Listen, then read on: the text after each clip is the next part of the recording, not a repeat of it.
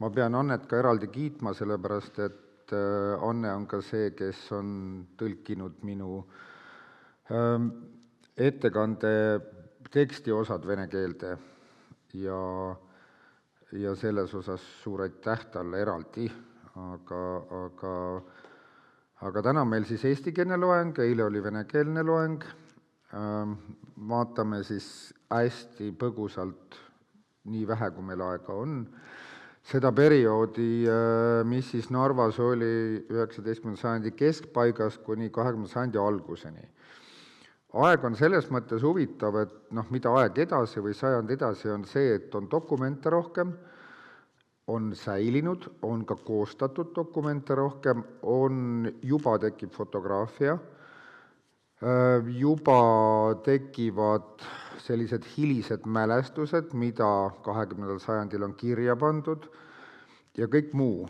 Et kui me rääkisime muinasajast nii või naa, eks ole, et keegi mälestusi ei mäleta, on teatud rahvapärimused, on teatud folkloorsed mingisugused asjad, mida on sajand edasi kantud rahva seas edasi, aga tegelikult see kirjalik maailm ju tekibki meie jaoks peamiselt suuresti Rootsi ajal, korraks alguses ka vaatama seda Rootsi aega veel, aga kus tegelikult hakatakse siis rohkem kirja panema ja sellest ajast on ka meil säilinud kirjalikke allikaid rohkem. Aga mõistagi ka siis Vene impeeriumi aeg on loomulikult juba see, kus tegelikult kõike dokumenteeritakse. Mul oli kunagi väga hea kokkupuude Moskvas ühe Vene võib-olla üks toonase mõjukama arhivaari Amnueliga, kes tegelikult siis töötas Moskva keskarhiivis ja ta oli selle direktor. Tol perioodil ta oli ka tuumasaadik ja ma sattusin tema koju teatud põhjusel ja mis kodanik Amnuel, see oli tema perekonnanimi, mis tuli Hispaaniast, nii nagu ta ise ütles, on keerulise taustaga inimene, ma ei tea, kas ta on elus. Aga mis ta mulle ütles, istusin tema laua vastas, oli see, et Venemaa arhiive ei tapa mitte ükski sõda ega isegi Vene impeerium ega Venemaa ise. Ehk et igalt poolt, kus on arhiive hävitatud ja Venemaal seda väga palju tehtud, ikkagi on mingi kolmas koht, kus tuleb mingi dokument välja. Seda ütles mulle Moskva toonase keskarhiivi direktor. Et tema kodus Moskvas.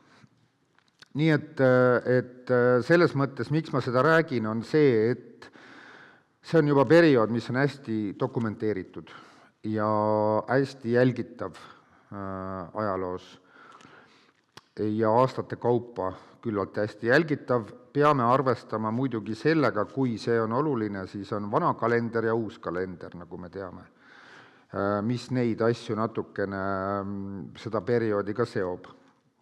See vana-uus kalender ei ole meie tänane teema, sest suures plaanis see pole oluline. Aga kalendrivahetus ju ka toimub mingil hetkel ja see on ajaloo uurimisel natukene raskusi tekitanud. Aga siis kiiruga enne, kuidas Eestis, Eesti ajalooteaduses või Eesti siis selles ajaloo koolkonnas ajalugu periodiseeritakse, oleme mitu loengut sellest rääkinud. Et lihtsalt meeldetuletuseks, et paljud võib-olla keskkooliajast ei mäleta, need, kes nõukogude ajal koolis õppisid, oli see periodiseering natukene teistmoodi. Aga üldiselt täna on Eestis niimoodi, et on muinasaeg, keskaeg, varauusaeg, uusaeg, uusimaeg. Väiksemad perioodid on seal vahepeal. Et need on need kõige tähtsamad. Et see varauusaeg on Narva jaoks siis Rootsi aeg ja see uusaeg on siis tegelikult pigem Vene aeg ja uusimaeg on see, kus meie teiega täna ise elame. ja muinasaeg on siis kokkuleppeliselt selle perioodini, kui tekivad kirjalikud allikad ka Eesti ajaloo kohta, ehk siis kõigepealt Novgorodi letopissid, mis sellest räägivad, aga siis tõsisemalt Läti Henriku kroonika, mis on siis võib-olla kõige esimene selline Eesti ajaloost, asustusest ja muust rääkiv dokument, lisaks muidugi Taani hindamisraamat. Et siis me saame rääkida muinasaja lõpust nüüd selle ajaloo periodiseeringu kontekstis. Loomulikult muinasaeg ise jaguneb ju mesoliitikumiks, neoliitikumiks ja paleoliitikumi meil Eestis ei ole, Leedus juba on, sest jää oli läinud, aga see selleks ei ole tänane teema. Aga lihtsalt teile nagu need numbrid siis näitamiseks silma ette korraks. Aga läheme siis edasi, siin on üks illustratiivne kaart, tegelikult väga täpne kaart.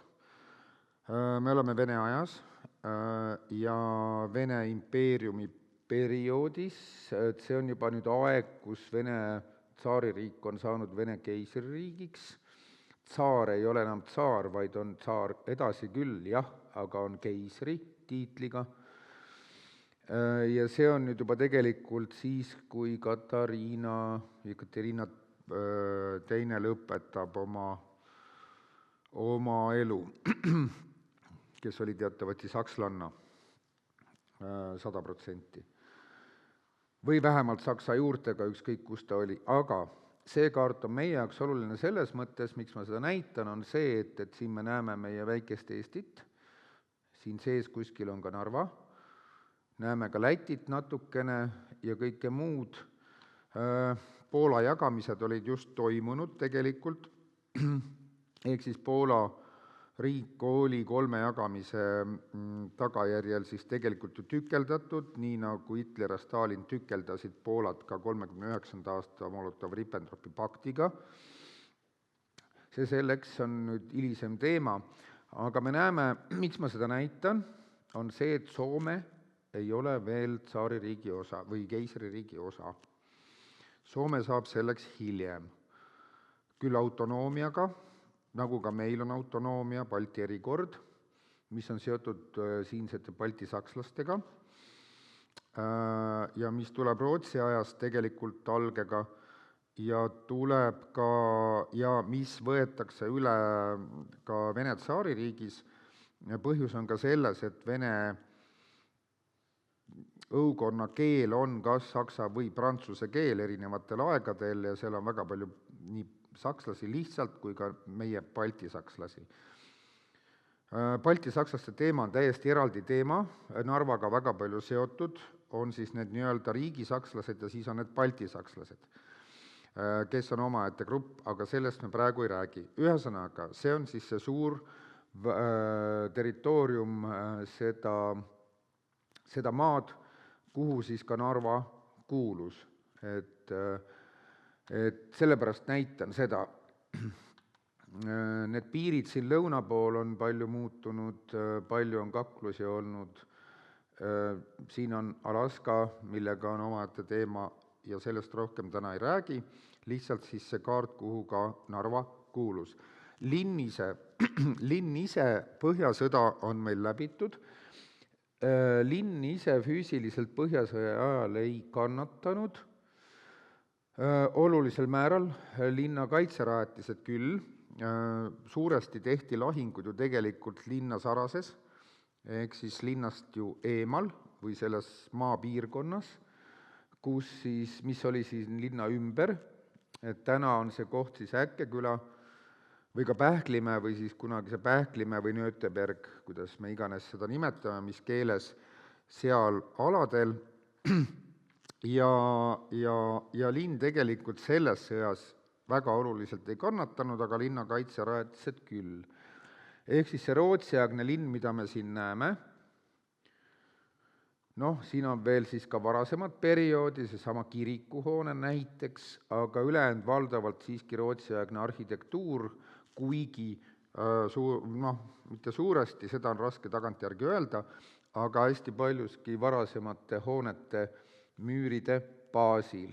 See foto muidugi on suhteliselt värske, tehtud 30ndatel, et siis, kui fotograafia oli juba väga levinud ja Narvat pildistati kui kaunitari väga palju, mis on täna rõõmustav selles mõttes tagantjärgi, et meil on säilinud õnneks nii postkaarte kui ka kodudest tuleb endiselt välja väga palju väga ilusaid kaadreid Narva mingitest kohtadest, mida tegelikult ei ole niisuguse ilupildina tehtud.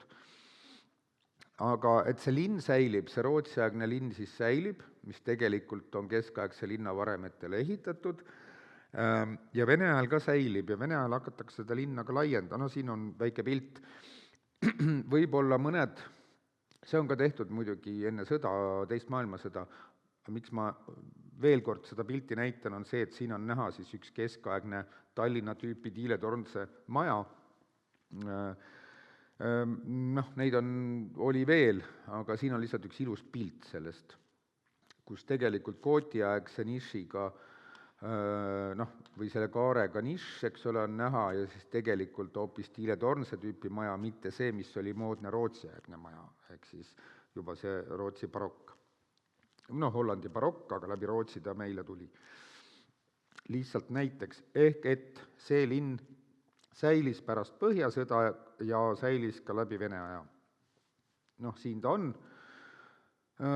Siin võib-olla, mis ma võib-olla kiiruga siin, see on tuntud pilt, kõik teavad, kõik, kes siin saalis viibivad, teavad, aga see on väga hea pilt selles mõttes, et näidata seda rootsiaegset linnaosa ja siis, kui Rootsi aja lõpus Erik Dahlbergi ajal tehti uued linnakindlustused, me näeme siin ühte bastioni. Üks bastion on siin all, eks ole, see on Fama, mis on tegelikult säilinud, aga on linnapildist kadunud, kuigi seda markeerib päris mitu hoonet. See on Gloria. Miks ma seda näitan Vene perioodi kontekstis, on see, et see tänav, mis kulgeb siit, on tänane Kraavi tänav. Eile küsisin, et kuidas oli Kraavi tänava nimi nõukogude ajal. Osati ja teati vastata. Oleg Koševoi nimeline tänav, jah. Ja see, mis on Kraavi tänavast põhja pool, ongi see, mis on siis see Vene-aegne Narva vanalinn. Et see on Rootsi-aegne ja see on Vene-aegne. Et meil on nagu kaks perioodi, millest me tegelikult ei tea nii palju, või teame, aga mida sellest Narva vanalinnast räägitakse romantilises kontekstis nagu Rootsi linnast, mis on õige. Aga see Vene osa oli ka, mille rootslased ise kavandasid, Erik Dahlbergi projekti järgi panid tänavajooned paika, aga hoonestati, kuna sõda tuli peale, Põhjasõda, hoonestati see juba Vene keisririigi ajal ja siis tekkis ka see Vestervalli tänav. Muide, Vestervalli tänavaga on see huvitav lugu, et see on kandnud miljonit erinevat nime. Pärast sõda vahetult oli ta Valli tänav, sellepärast et sõna vest või vester, ehk siis lääs, oli tabu. Ja siis oli ta Valli tänav, kuni jõuti selleni, et panna ta Stalini tänavaks. Ja siis nii edasi, et kommunaaride ja muu. Ja see tekib ka tegelikult siis enne Põhjasõja lõppu Dahlbergi projektiga, aga ka tegelikult hõredama hoonestusega ja saab juba veneaegse hoonestuse. Mida me siin veel näeme, on see, et siin on väga palju rohelust, mida selles Kivilinnas ei ole rootsiaegses. Et see on väga hea märk ja ma käisin ka eile, kunstigaleriis Fjodor Šantseni maketti vaatamas. Tal ei ole haljastust sinna peale pandud, sest ta ei jõudnud seda teha, aga tema maketi pealt on see veel isegi visuaalselt kõige parem, võib-olla tuleb, need kaks perioodi tulevad kõige paremini välja, kui ma räägin nagu linnaehituslikust mingi struktuurist. Siin on kindlasti veel objekte, mida proua Silvia teab väga hästi, tunneb kõiki maju Narvas, ka neid, mis ei ole enam säilinud, et siin on Silvia koolimaja, on nii? Ja esimene kodu. Väga tore. Jah, seda ma olen ka, te olete ise rääkinud. Ja siin on veel mitmeid maju, see on Vabaduse tänav, kus on säilinud, siin on linnapea maja on selle koha peal, ja siis sõjaeelse linnapea maja, siin on mitmeid maju veel, mis on säilinud, siin on näiteks see, kus on praegu, ma ei teagi, mis nimega hotell. Ja siin on neid tegelikult palju. Ma lugesin ise üle Narva kesklinnas, mis on siis raudteest kuni Rakvere tänavani, jätame välja eramajad, lugesin üle 54 sõjaeelset säilinud maja. Ja vanalinnas täpselt 20. Jah, kas hoonet või hoonekehandit. Sellest võime teha eraldi loengu, mis on siis säilinud linnast, vanalinnast, kusjuures Narva Muuseumiga koostöös me seda tegime. See oli meil vist eelmisel aastal, Anne.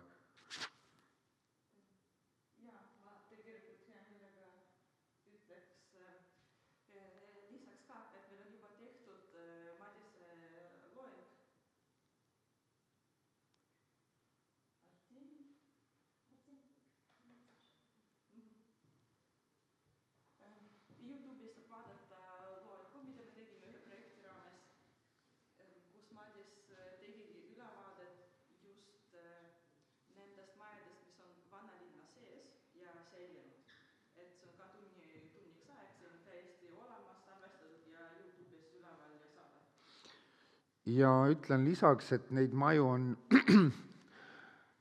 ma ei räägi sellest, et see üldine teema on, et mingi 3 maja, see ei ole õige, säilis neid kuskil 50-60,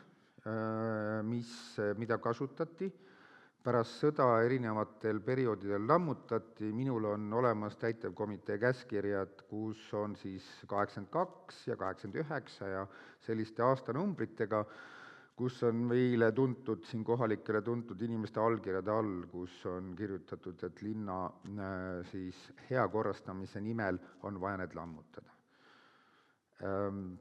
Ma praegu selle loengu raames ma olen juba toppama jäänud, ei jõua sellest rääkida, aga sellest on tõesti eraldi loeng, nagu Anne ütles, kus on siis veel maju, mis tegelikult oleks võinud säilida. Siin hästi kiiruga nüüd, et ma ei jääks kinni, siis üks vaade, Rootsi-aegne vaade Narvale. Neid vaateid tehti, nagu me teame, tihtipeale eemalt, ehk siis kas mitte ise kohal olles või siis üleüldse isegi mitte olnud kohal käinud variandis, et kasutati rännumeeste, sõjameeste ja muude selliste kaupmeeste kirjeldusi ja kunstnikud tihtipeale ise nii-öelda improviseerisid, fantaseerisid ja luuletasid nende linnade pilte, nemad tahtsid ka raha saada ja siis joonistati need linnad võimalikult ilusaks, aga vähemalt koht on äratuntav, et see on Narva. Nii, me jõuame kohe ka Vene aega. See on jällegi samamoodi tehtud ilmselt natuke suuruse hullustusega. Ma ei tea, kas Jaanilinna kindlus nii kõrgete tornidega oli, keegi seda ei kinnita. Narva on äratuntav, aga koht on üldises kontekstis ka äratuntav. See on nüüd veel Rootsi aeg, lihtsalt et Vene aeg sai selle linna päranduseks. Ja siin on kiiruga siis üks pilt, siin on see Rootsi-aegne, keskaegne osa, mis hoonestati Rootsi ajal ja siis see Vestervalli tänavapoolne osa ja siis see põhjapoolne nii-öelda Vene osa.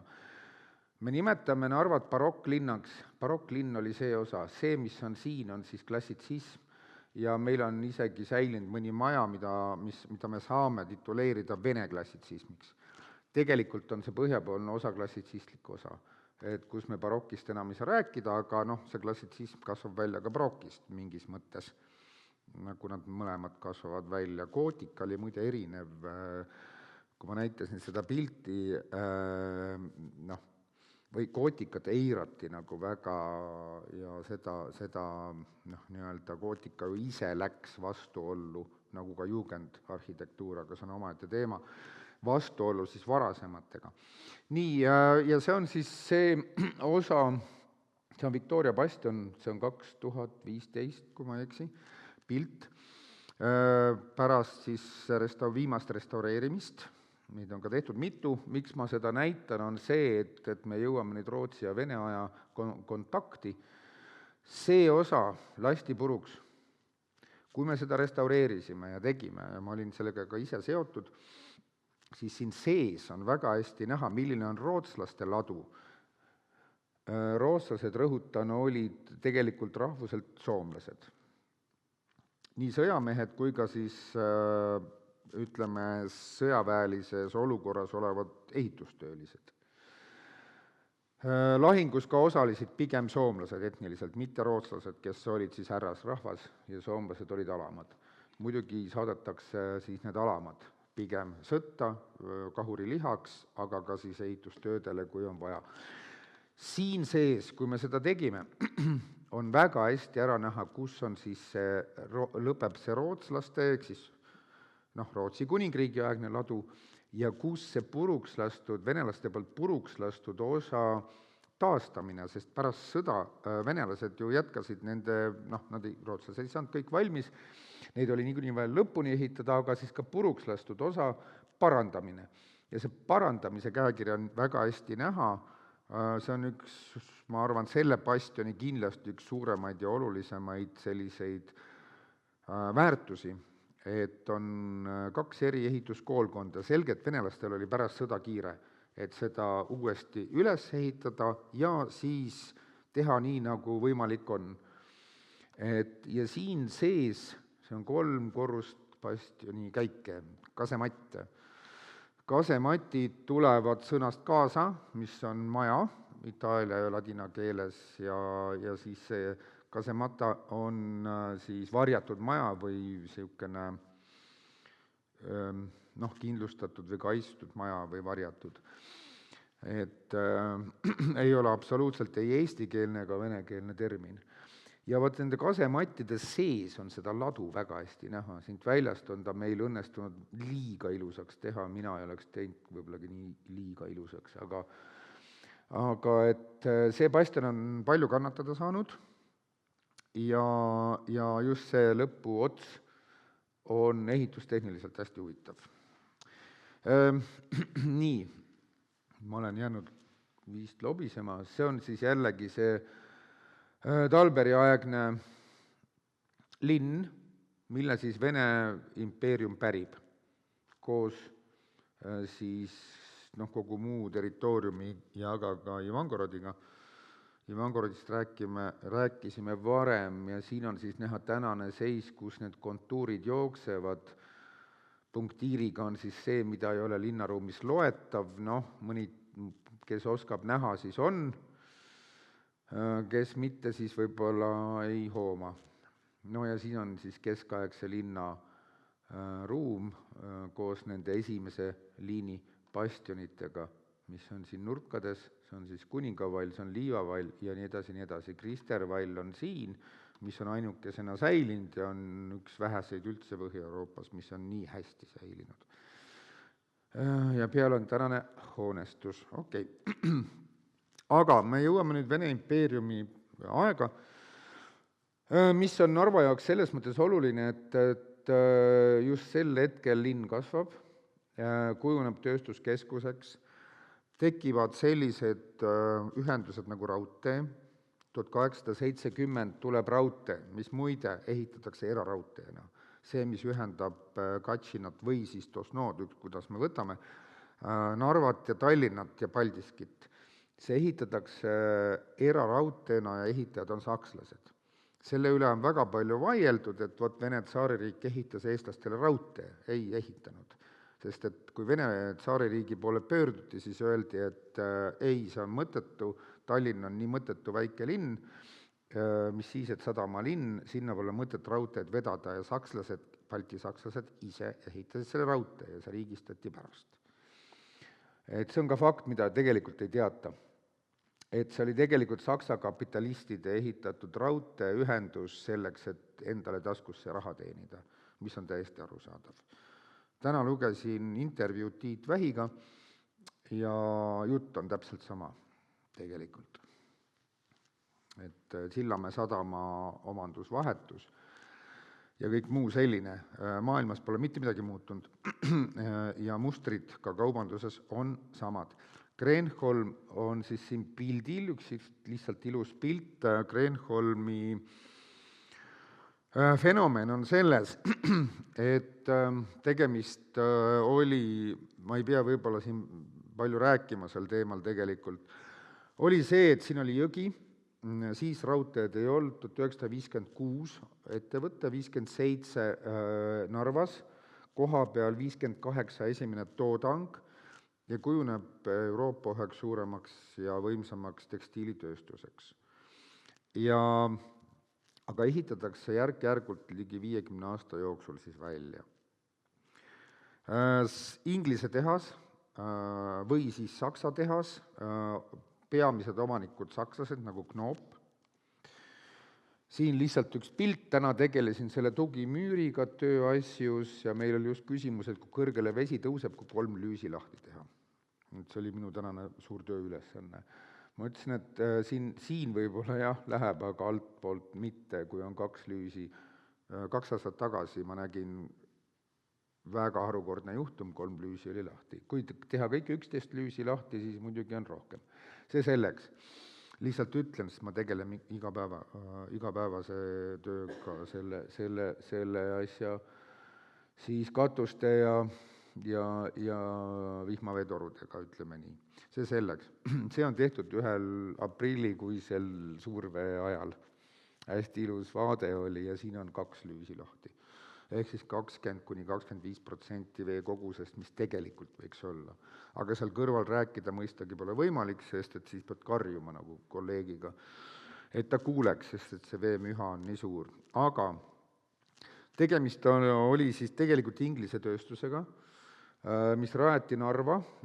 Põhjus oli ka selles, et toonane Venemaa oli üsna hästi integreeritud muu Euroopaga, ka majanduslikult, ja seesama Knoop, kes oli Bremenist pärit, järglased elavad siiamaani Bremenis ja neid kuulsaid järglasi on veel ja veel. Ja osad siis, aga üles kasvanud Inglismaal, Saltaire on muide selline linn, mis on Kreenholmiga arhitektuurses eeskujulinn, kus ta ka ise üles kasvas, on Manchester ja kõik see muu, need suured Inglismaa tööstuslinnad, kust tuleb ka see arhitektuur, ja kust tuli ka sisseseade ja kust tulid ka juhtivtöötajad, ehk siis Inglismaa. Saltaire'is ma ise ei ole käinud kahjuks, aga olen kahlanud läbi ja üks ühele Kreenholm. Ja siis see Knoop satub Moskvasse ja siis on mõned Moskva kompanjonid ka pundis ja tehakse siis see ettevõte. Siin taga, see on nüüd Kreenholm, see on Joola vabrik, see on Georgi vabrik, see on vana kudumisketrusvabrik ja siin me näeme katust Jupiti on uus vabrik. See, mis kõik siin taga on Borussinka ja seal oli 3 väiksemat sihukest tekstiilitööstust, mis ei olnud otseselt Kreenholmiga seotud, neid sidus meie ühine jõgi. Vot, nii et ja siin on ka üks pilt selles mõttes oluline, et me näeme Kreenholmi saart, mis oli läbi lõigatud kõikvõimalike kanalitega, põhjus oligi veejõud.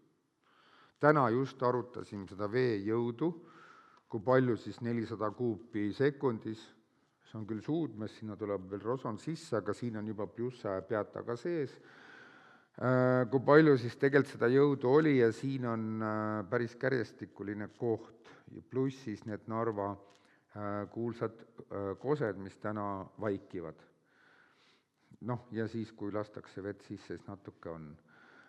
Ja siin on siis see Borussinka pool, mis on hästi huvitav tegelikult oma arhitektuuri poolest, sama huvitav kui meie Kreenholm, isegi veel huvitavam, kuna seal on kihte rohkem, mis on nähtavad ja säilinud.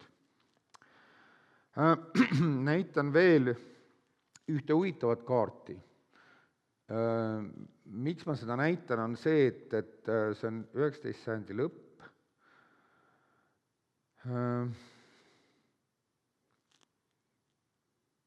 ei, sorry, see on 18. sajandi lõpp. See on kindlasti vanem, siin on Joala küla. Ja sinna Joala külla siis see Kreenholm ehitatakse ja see ehitatakse niimoodi, et eraldi asulana, ja neid asulaid ehitatakse Eestisse päris mitmeid. Nii on sündinud Kärdla, Kunda, Sindi veel eriti tekstiilitööstuse kontekstis, aga ka siis Põhja-Tallinnas väga mitmed tööstused ja tööstusasulad, mis ehitati sinna juurde, ja Narva Kreenholm ehitatakse siia Joala mõisamaadele. Aga me näeme, et siin on Joala olemas. Kohalikele võib-olla on huvitav see, et mis asi on see Reekolu, see on Reeküla ja selle koha peal on täna Paemurru. Paemurru nimi on väga hiline, Reeküla oli tegelikult selle algne originaalne nimetus, selle koha nimetus. Ja see Paemurru tekib sinna suhteliselt hiljuti ja see on tehislik nimi, mis on võetud paemurrust ehk siis paemurdmisest, nagu kiviõli on umbes samamoodi tekkinud nagu meie paemurru. Täna Härmamäe, Hermansberg, selle koha peal on Pähklimäe, siin on mitmed erinevad nimetused. Alaküla on kadunud, täna, sest see on teisel pool jõge ka, kuigi seal on päris palju säilinud selle algupäraga, ehk siis Läänemere-Soome algupäraga, hilise algupäraga ka külanimesid, lihtsalt natukene moonutatud kujul. Ja mis siis veel? Ega siin rohkem ei olegi, linn ise on suhteliselt väike, nagu me näeme, ja Kreenholmi veel ei ole, mul on seal dateering vale. Hästi oluline asi, mis ma rääkisin raudteest, aga ka maanteevõrgust 1822 on siis selline olukord, kus tegelikult murtakse läbi Narva linna tee Peterburist Tallinna poole. Ja see murtakse läbi enam-vähem selle koha peal ka linna ehituslikult, kus me näeme seda situatsiooni. Miks ma seda näitan, on see, et siin on need sillajäänukid ja siin on jäämurdja, üks, mis on veel säilinud ja üks vapper puu. Ja see on praegune Sõpruse sild. Siit läks see tee üle. Miks ma seda näitan, on see, et aastal 23, siin on küll 22, sest siis oli juubel, 23 siis ka Narva linnavalitsuse, aga ka Eesti Betooniühingu koostöös sai panna sinna kõrvale ühe tahvli. Ja see tahvel tähistab siis Eesti esimest betoonehitist. Nii palju, kui me Vene kolleegide abiga oleme teada saanud, võib tegu olla ka kogu Venemaa, Vene impeeriumi esimese betoonehitisega.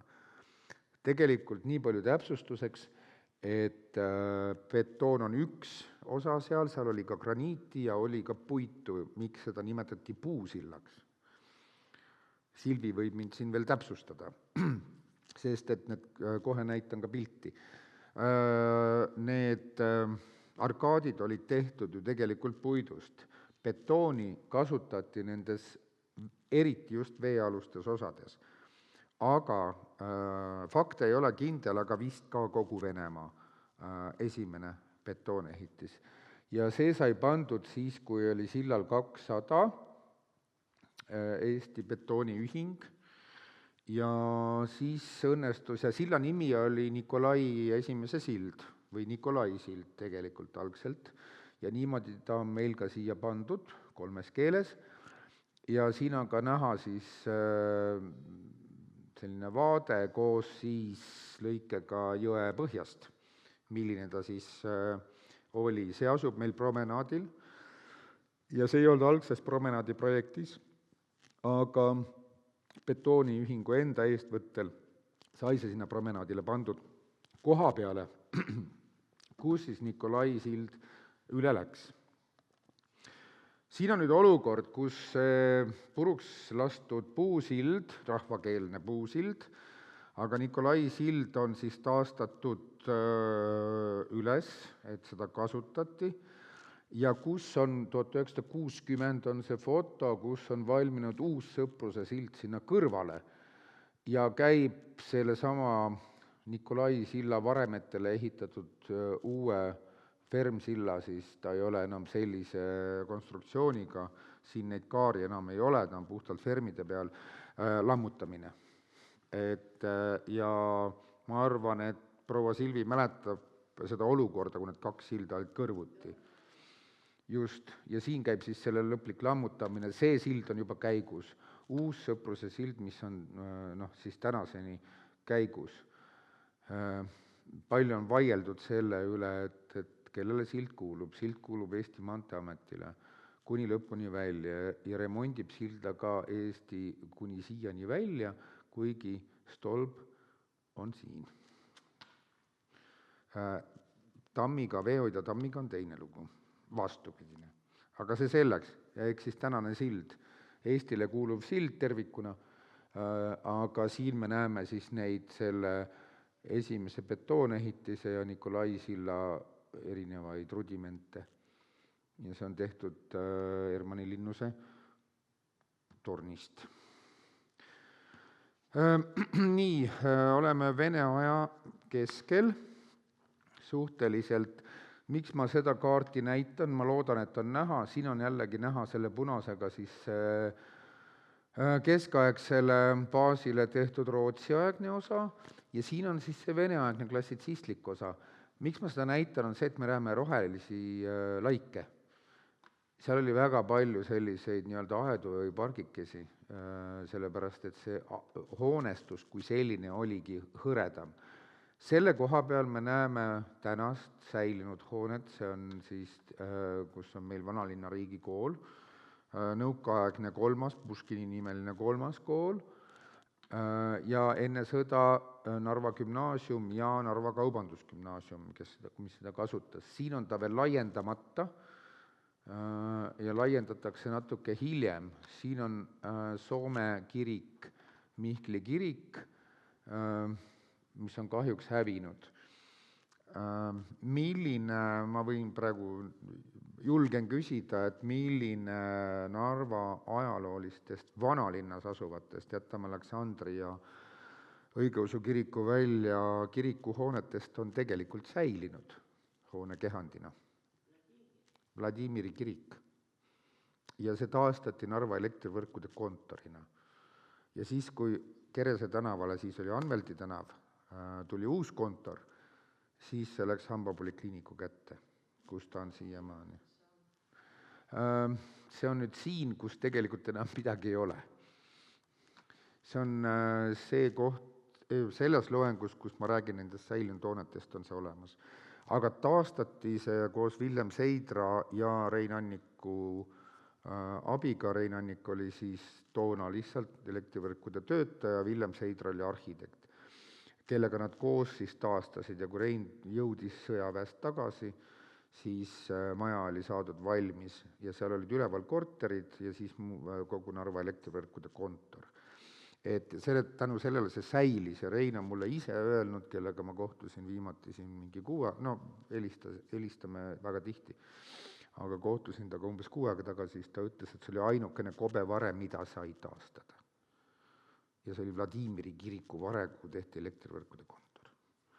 Et neid lugusid on veel ja veel. Nii, kiiruga Kreenholmi manufaktuur, tähtsad aastanumbrid, mis mõjutas väga Narva elukäiku nii tol perioodil kui ka hiljem ka nõukogude ajal ja nii edasi, nõukogude aega jõuame hiljem. Asutamine, tegelikult on mingid dokumendid, et 56 Moskvas on siis see mingi dokument tehtud, aga esimene toodang tuleb siis 58 ja jupikaupa ehitatakse. Ludwig von Knoop on siis see põhiline nii-öelda initsiaator, arendaja, aga neid on seal umbes 5-6 tegelast, kes on olulised.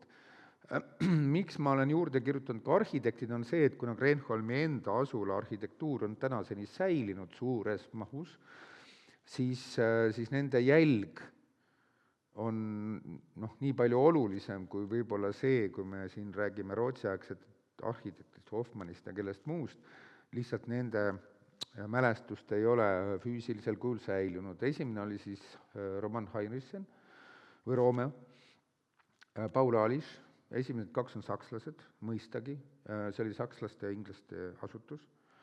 Ja pärast oli Aleksandr Vladovski, kes tuleb Peterburist Eestisse ja jääb Eestisse, Venemaale tagasi ta muidugi ei lähe, sest ilmselt oleks tema seal maha löödud ja sureb Eestis 50. aastatel. Ja tegeleb ka Eesti Vabariigi väga oluliste objektidega, nagu Kadrioru loss ja kõik muu juba Eesti Vabariigi ajal. Ja Aleksander on lihtsalt tulnud lihtsalt Venemaalt tööle siia, aga on väga andekas arhitekt ja Vladovski perioodist on meil, see on veel Knoopist üks pilt, tema järglased olid ka hiljem, nii palju kiiruga ütlen, et ega Knoop ise seda ju ei juhtinud, tema oli omanik.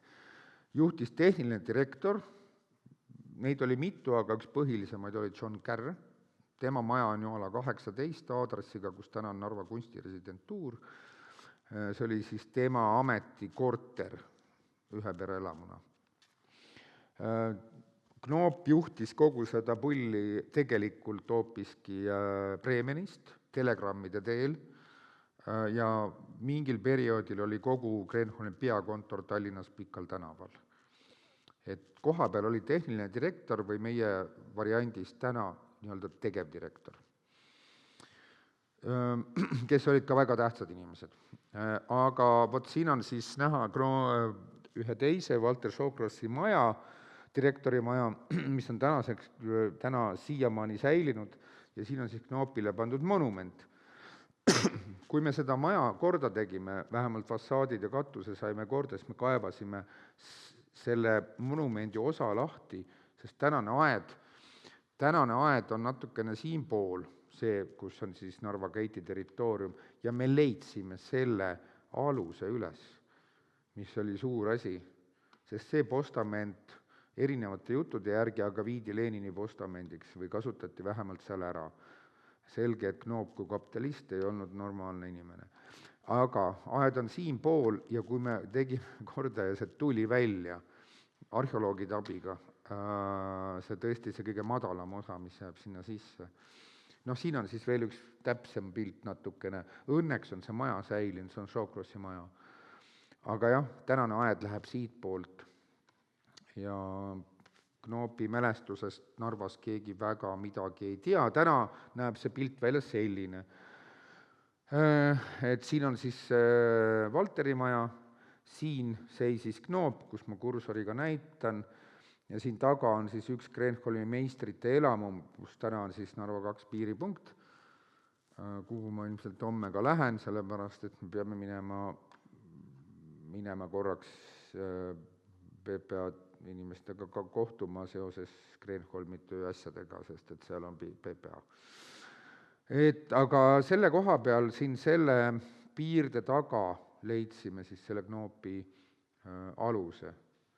Vot, ja võsa on selline, nüüd on natuke nõredam. Okei. Ja siin siis Kreenholm, miks ma seda näitan, on see, et punasega hooned, mis on kaardi peal näidatud, on kivihooned, kollasega on puithooned ja need kollasega hooned hävisid sõjas. Kui ma räägin, et Kreenholm säilis päris hästi ja tegelikult Narva kontekstis säiliski hästi, siis tegelikult ega need kollased asjad ei säilinud. Et tuleroaks nad läksid, nende asemel nüüd juba Stalini-aegsed uued kortermajad, aga õnneks need punased suuresti on säilinud. Et need on nüüd see punt, mis on Joala 10-12 ja Gerassimovi ja Haigla tänava vahel. Ja siin on kalda 4 ja need 4 maja on säilinud. Kahjuks need puitmajad läksid. See puitmaju säilis, need 3 ja ka siin üks säilis ka veel rohkem, aga hiljem lammutati. Ühesõnaga, selle koha peal oli siis ka nõukaajal Narva turg. See hoone on siis praegu ühe ususekti käsutuses ja on kenasti ka korda tehtud, on säilinud. Ta on ka Vladovski töö ja Vladovski töö on ka tegelikult siis meie uhke haigla. Siin on lihtsalt näha meie 11 lüüsi ja Narva meri ja see, mis meil siis alles on, Parusinka sild ja siis see sild, mis läheb saarele. Aga teisel pool vastas oli ka mitu tekstiilitööstust ja siin on lihtsalt üks näide siis Barussinka poole pealse tööstusest. Need hooned või varemete kujul hooned on ka tegelikult tänaseni säilinud ja on täiesti Narvast ka nähtavad. Et kokku mõlemad pooled võiksid olla päris huvitav selline kompleks ja meil oli enne koroonat ja meil olid küllaltki head suhted, oli Stiglitsi, kuna siin on ka Stiglitz mängus, Margarita Stiglitz, kes on täna Peterburi kunstiakadeemia õppejõud, meil on küllaltki head kontaktid, Stiglitsi siis õpilased tegime ühise konverentsi niimoodi, et me istusime, üks istus Kreenholmi poole peal punt ja teine istus Barussinka poole peal, siis Stiglitsi kooli õpilased ja me tegime ühise konverentsi, kuidas kahte seda ala koos arendada ja need tudengid olid teinud väga huvitavaid töid Barussinka siis elavdamise või revitaliseerimise mõttes. Et meil oli tegelikult väga huvitav sisukas konverents, kahjuks need kontaktid on täna katkenud, Margaritaga ma ikka suhtlen, aga tudengitega, kes kus on. See on Barussinka, see on siis, kui ma ise viimati käisin, see oli vist, ma arvan, oligi enne koroonat. Mis on huvitav, on see, et seda pilti me nägime enne, eks ole, see on ka ilmselt Vladovski, täpselt ei tea, Stiglitz ütles ka, et ta ise ka ei tea, et dokumendid on kadunud, võib-olla kuskilt ujuvad välja, aga et on Vladovski käekiri, millega ma olen nõus. Ja maja fassaadil on veel sellised numbrid säilinud, ilmselt on siiamaani, mis on väga armas. Ja see on siis lihtsalt üks meil miljöövaade siis enam-vähem sellest kohast, mis meile ka üle paistab. Aga pilt on nukker, täna nad on seal natukene teinud parendustöid, pigem niisugune heakorrastus, kõnniteed ja muu, aga üldiselt ta nägi väga nukker välja ja ka nukram kui meie Kreenholm. Et selline seis oli siis. Mina ise siin kõrvalmajas olen kohtunud ühe staažika abielupaariga, kes müüs Peterburis oma korteri maha, mis on pidi olema siis väidetavalt selline populaarne variant, et lärmakast linnast ära kolida, kui sa jääd pensionile, ja siis ostetakse kuhugi Peterburi lähedale omale siis sobiv elukoht, aga kus oleks rahulik, kus oleks pood ja kus oleks arstiabi ja võib-olla midagi veel, mida on vaja.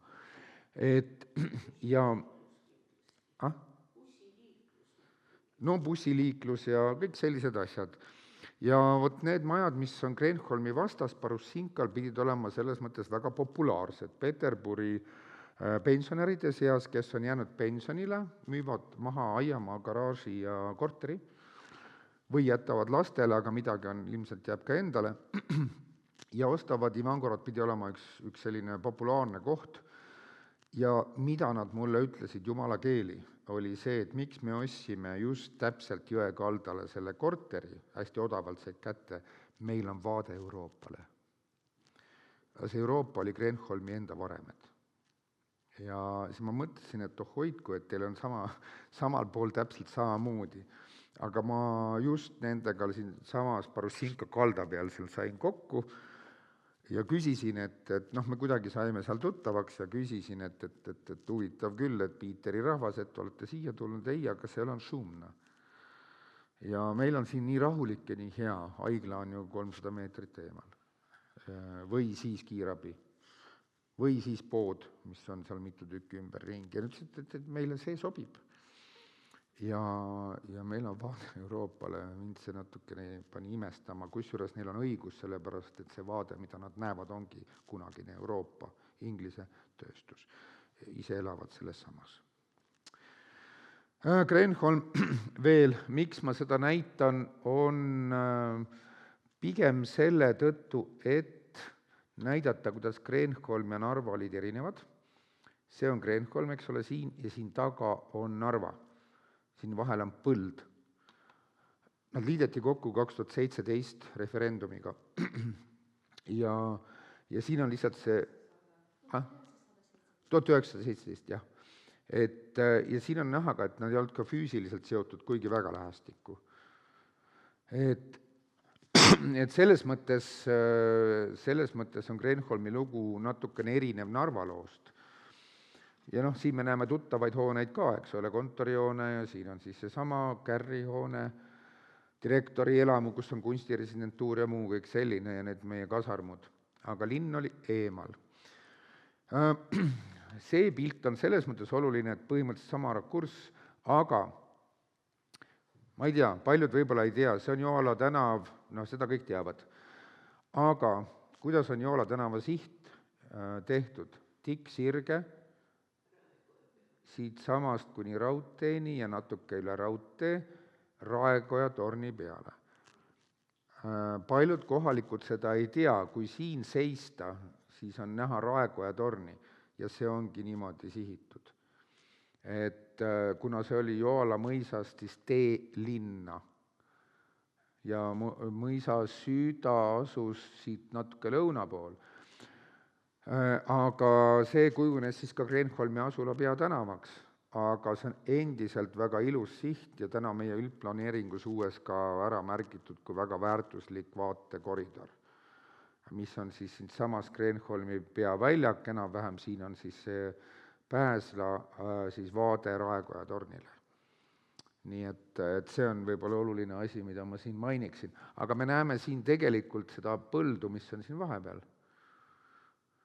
kus toimus, selleni me jõuame siis vabadussõja sündmused ja muu selline. Ja maha põlenud puidust kasarmud. Ja siis need tugimüürid, millega ma täna tegelesin väga pikalt, et need varisevad kokku. Veel üks vaade, miks see on oluline, on see, et see Vladovski, keda ma mainisin, tema haigla on juba siia ehitatud. See on siis see haigla, kus on paljud narvakad sündinud ja surnud. Ja siin on siis see väike haigla. Ja siin on siis see Sillandi aegne haiglakorpus. Ja siin on 2013 valminud uus hooldehaiglakorpus. Kui see on Romanovite dünastia 300. aastapäevaks, siis 2013 valminud hooldushaiglakorpus, mis siia valmis, me tegime nalja omavahel, et see on nüüd Romanovite dünastia 400. aastapäevaks. Nii et kuupäevad kõik klappisid. See, mis on siis ehitatud päris Joala tänava äärde praegu. Kreenholmist veel kiiruga. Kui me oleme trasse teinud, siis me oleme avastanud igasuguseid huvitavaid maa-aluseid Kreenholmeid. See on nüüd üks kollektor, mis on Kreenholmi tänava all umbes selle koha peal, kus on Kutseõppekeskuse korpus, aga natuke edasi, kus on see ringtee. Ja näete, töömees on 2-meetrine umbes ja on siin kõrval ja millised sillused, millised avad ja milline maailm maa sees paistab ja vesi voolab sees. See on kollektor, kus Kulgu jõgi viidi siis läbi siis selle sama maa-aluse kollektori tegelikult Narva jõkke. Ja selle mitu osa veel tegelikult. Aga see on põhimõtteliselt kaetud jõgi nagu Tallinna Särjapea jõgi. Aga sellised asjad tulevad välja. Kiiruga veel lõpp, Vene aja lõpp hakkab tulema. Siin on Peetri eeslinn, mis planeeriti kohe üsna kiiresti, siit siis uus Tallinna maantee siht 1822. Narva eeslinna juba, kaart on muidu skemaatiline, linn ise ka, et siin muud peale ei ole. See on juba siis natukene hilisem aeg, on tekkinud Juhkental, on tekkinud, Peetri eeslinn on laienenud. Siin me näeme siis seda, see referendum. 2 kubermangu, Peterburi kubermang ja Eestimaa kubermang. Narva kuulus Peterburi kubermangu, Narva siis linn, see ajalooline osa, oma mingite eeslinnadega, aga mitte kõikidega, ja siis Kreenholm kuulus Eestimaa kubermangu ja siit läheb kubermangu piir. Ma eile ka rääkisin sellest, siit tulevad ka need linnaosade piirid, et meil on siin Raja tänav selle koha peal, et mida tähendab Raja? Raja tähendab eesti keeles piiri ja soome keeles ka. Ja kui te käite Eesti linnades ja näete Raja tänavat, siis ei ole mitte sõnast rada, vaid piir. Ja Narva-Jõesuu on samasugune Eesti linn, kus Raja tänav on linna piiril. toonase linna piiril, kui seda planeeriti, on Raja tänav ja see on piiritänav, kui tõlkida, siis vanast keelest nii-öelda, ja meil ka see jupp Raja tänavat, mis siin on siiamaani Linnuse külje all, on olemas. Ta jätkus tegelikult ka siiapoole, aga siin me näeme siis 2 kubermangu piiri ja keset Puškini tänavat oli siis ka šlagbaum. No siin veel mõned kaardid, ma arvan, et see on nii kribu, et ei ole võib-olla väga hästi näha. Siin on juba olemas ka raudtee peal ja kõik muu. Jah, see kaasaegne tööstus Narva tuleb 1820 Kalevi vabrikuga, Paul Momma, ja siis tuleb see Kreenholmi manufaktuur ja nagu ma mainisin, 1917 Kreenholmi asula siis ühendatakse Narva linnaga, et tekib ühtne Narva, toona ligi 40 000 elanikuga, mis on põhimõtteliselt sama, mis meil on varsti 10 aasta pärast. Ja referendum 1917, 80% narvakatest on nõus liituma Eestimaa kubermanguga. Lõpetuseks, Kreenholmi manufaktuur, mis tegelikult väga palju ju on Narvale andnud, need on Kreenholmi manufaktuuri trükimaatriksid. Ehk siis sellised rullid, kus on peal siis trükimustrid.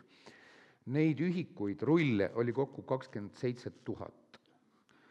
Ja 2007, kui oli siis ajaloolises osas kinniminek, 2010, kui oli pankrot, see on tehtud 2009 või 10, ma praegu peast nii täpselt ei ütle, üritasime neid natukene päästa, kas Kreenholmi omanikud ise või siis ka natukene muuseumile või siis ERM-ile, Eesti Rahva Muuseumile, mis iganes, igasuguseid valemeid, 27 000, mul on iga selle rulli kohta nimekiri või nimekiri, kus nad on kõik kirjas.